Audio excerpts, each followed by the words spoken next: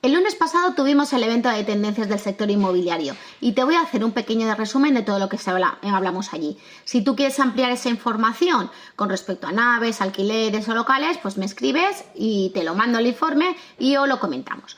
Y tengo mi chuletita para no equivocarme, así que me vas a perdonar que la lea un poquito, ¿vale?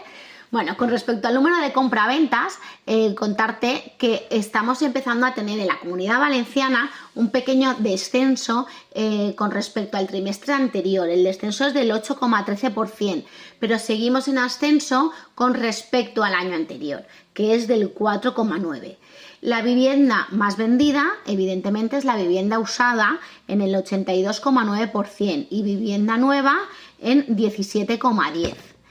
El 27% de los compradores son extranjeros en la Comunidad Valenciana y en la provincia de Valencia del 12,8%.